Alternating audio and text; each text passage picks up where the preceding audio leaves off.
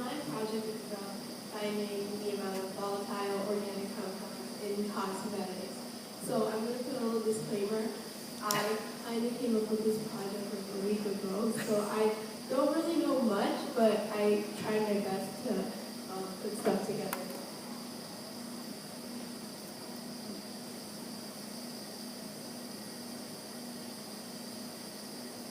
The arrow?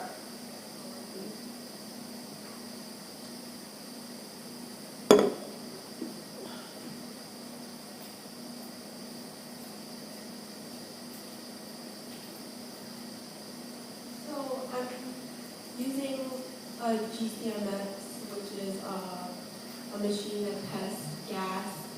It's called gas chromatography measure something. And I'm going to use that and put cosmetics into it to see how many volatile organic compounds. So the GCMS tells me what kind of chemicals are in these cosmetics. So in different makeup products, I'm going to test like different makeup products from other brands, and I'll find VOCs in nail and lip products, eyes, and so forth.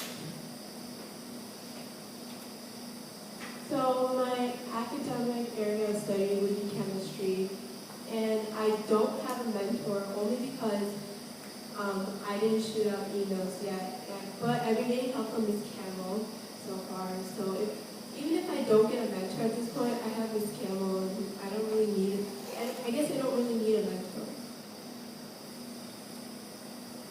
So what are volatile organic compounds? So VOCs, in other words, are organic chemicals which have high vapor pressure, so they evaporate in air easily at normal room temperature, and these chemicals tend to have a lower boiling point, which is why they evaporate so quickly.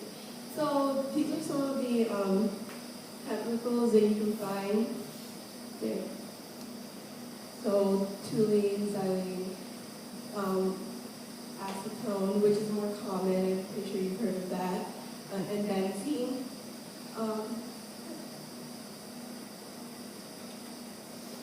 So where can you find this generally, not just only in cosmetics? So you can find it when you're cooking, dry cleaning, or it's common in construction zones. So when you put carpets together and wood products, paints, and flooring.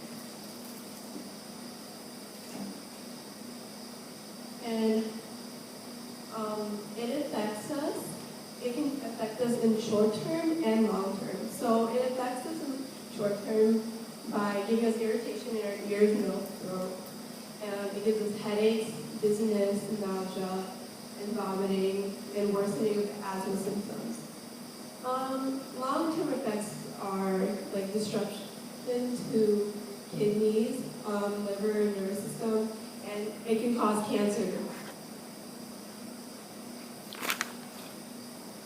So here's a picture of how it distributes into our body, and this side shows the short-term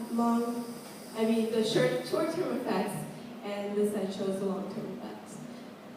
These are more, I would say, physical than it's more like what you can see or what you can find instead of stuff that are smaller scale.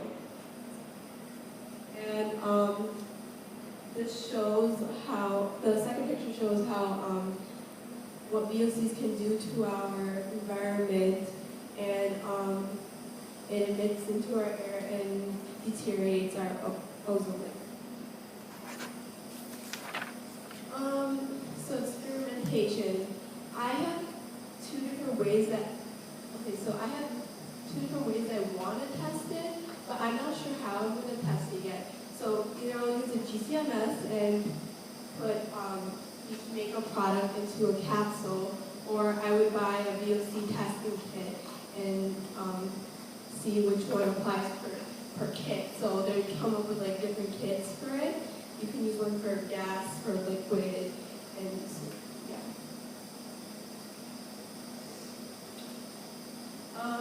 The only hazardous materials I would probably use is VOCs. I don't think cosmetics are harmful. My preliminary schedule would be by Wednesday. I want to send out emails to potential mentors. And by the end of this month, I want to figure out how I'm going to experiment and start my review lit and hopefully get a list of stuff that I need for my project.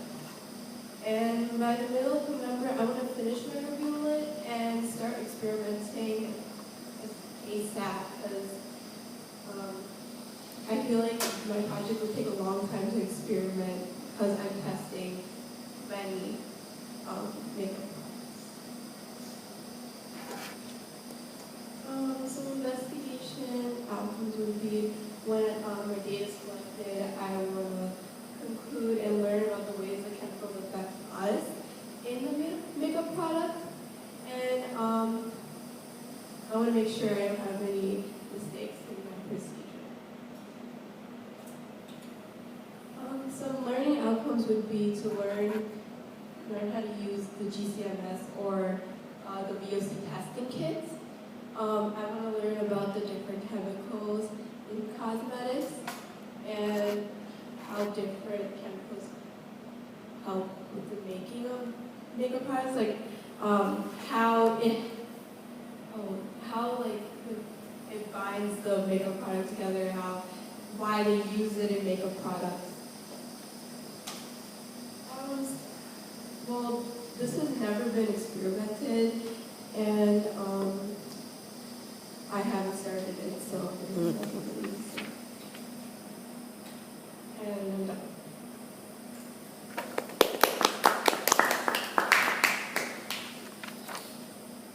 All right, questions, kids? Yeah. Do you know what type of cosmetics you want to use? Yeah, I want to use lip products like lipsticks and nail polish because I heard that there's a lot of acetone in nail polish, so I want to see if there's anything else or how high of a amount of VOCs are in nail polish. What made you think of testing makeup for VOCs? Like, how did you come up with a correlation or like with the project? So the other day, not the other day, but like a couple weeks ago, in AP Psych, okay, my teacher was talking about how like they tested animals and with makeup products and how they would react to it and their skin would burn and stuff. So, and then like a couple days later, I was looking at VOCs in construction zones, and then I came across houses makeup, so I thought that would work pretty well, and I really like it, so I don't want to be putting that kind of stuff on my face. Yeah. Anyone else? Yes, don't go away. We're thinking.